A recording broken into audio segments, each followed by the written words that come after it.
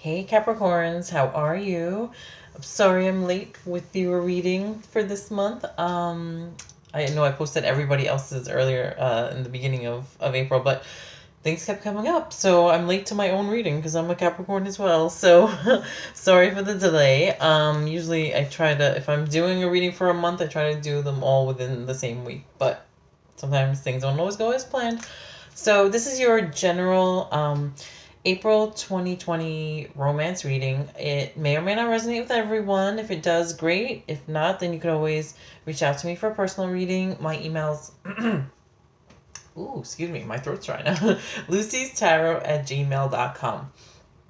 Okay, so Capricorns, a couple of things came up for you guys. So it's like a combination of things. So there's a couple of things going on here that kind of may affect your love life that you may have to work on, or maybe it's already being worked on. So now these are from the Romance Angels Oracle Cards deck by Doreen Virtue.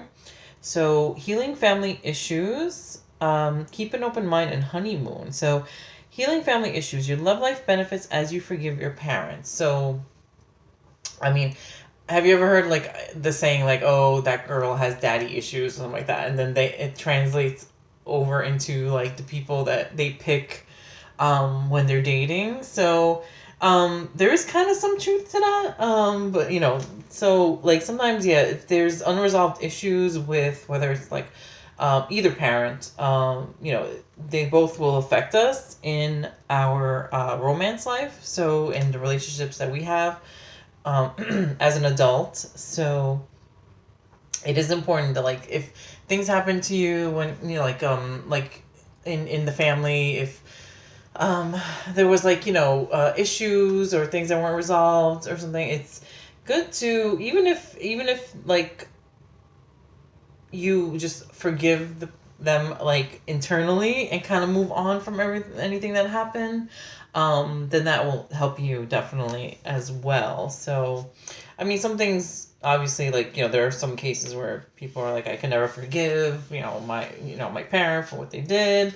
So that in that case, you don't have to verbally say that to them, but like in your mind, it's like you could just deal with whatever hurt it is, and then just move on from it and let go of the past. So just because you forgive somebody doesn't mean that like you're saying that what they did was right, or it's basically for yourself, for your inner peace. And then it's just, I mean, in general, it can not even be as serious, but or just little family. Every family has issues. Like, I mean, people get on each other's nerves all the time growing up. I know that much. Whether it's your mom nagging you, like that was mine, or just whatever, sibling rivalry and things like that. So whatever. But let's see here. So I'm going to read what the book says, if I can find it. Okay, here we go.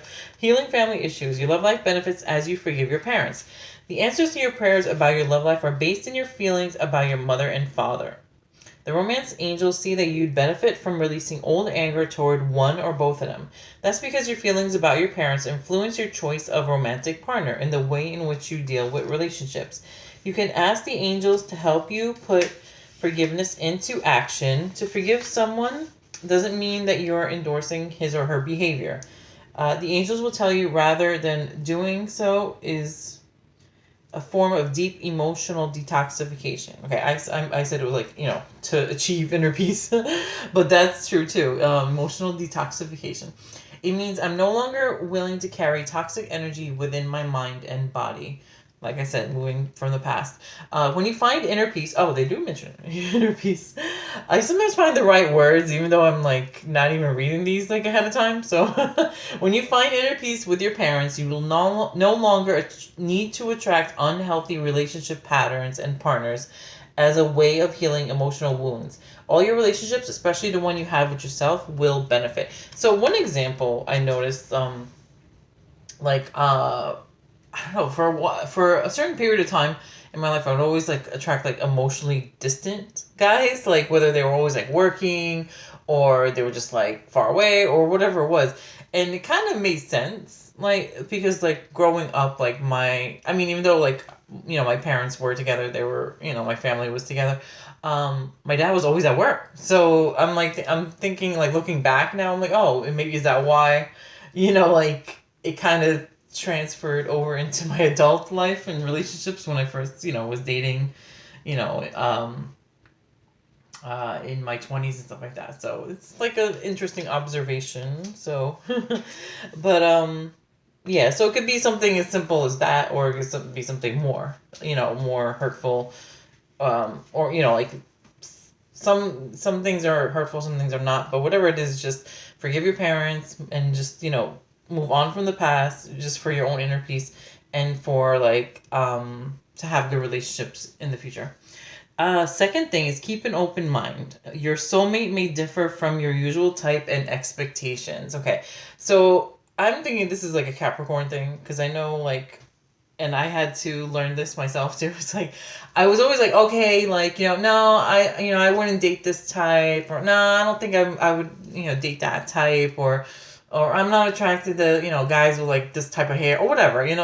Like when I was younger, like early 20s especially, forget it. Like I'd be like, oh, you put all these limitations, like I don't know if I would date, um but it's just like I remember, and not having to do with race or religion or anything like that. It was actually more like stupid little stuff like, oh, I don't know if I would date an actor because what if he's like acting or lying to you? You don't even know. Like this is silly stuff from my early 20s.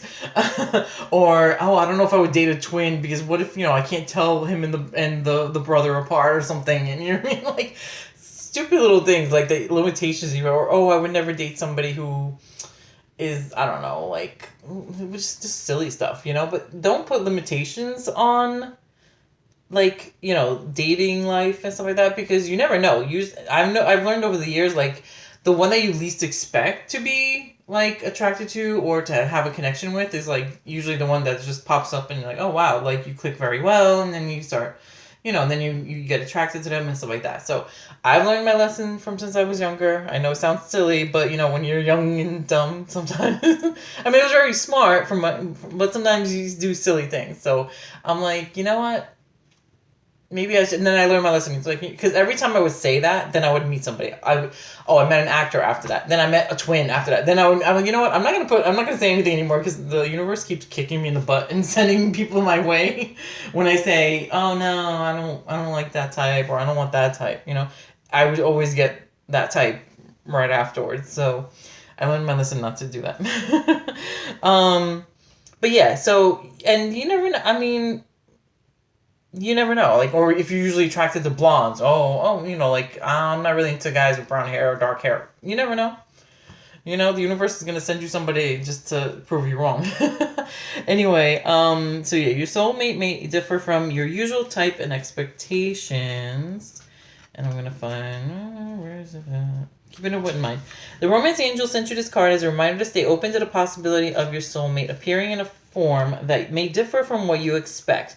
This is especially true if you tend to date a certain type of individual. You drew this card to help you discover your soulmate. This card may signal that you've already been introduced to this person, but you have overlooked his or her romantic potential. Take the time to get to know the various individuals you meet, even if there isn't an initial attraction. At the very least, you will learn more about yourself and may make a new friend. So that's true. Even if it doesn't go anywhere, you just make a new friend. So, and the last card is honeymoon. Enjoy the bliss of holiday time together. Ooh, so what? Once you heal, I'm wondering if once you heal your family issues from the past, you might end up meeting somebody new, and then you end up spending some time together for the single people. Or if you're in a relationship, maybe healing family issues will improve the relationship that you're in. Or if you're not happy in the relationship you're in, then maybe you should keep an open mind and,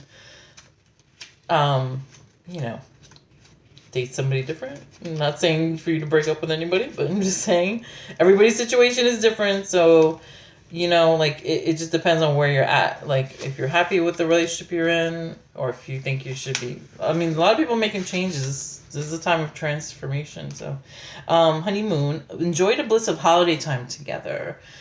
Holiday time together. Let me see. Memorial Day is coming up. 4th of July is in July. I'm wondering if you're talking about like that time, like end of May. This card indicates the need for a getaway to nurture romantic love. The specific application of this message depends upon the person who is inquiring. For some, this card has a literal meaning. You're going away with your new spouse following your wedding.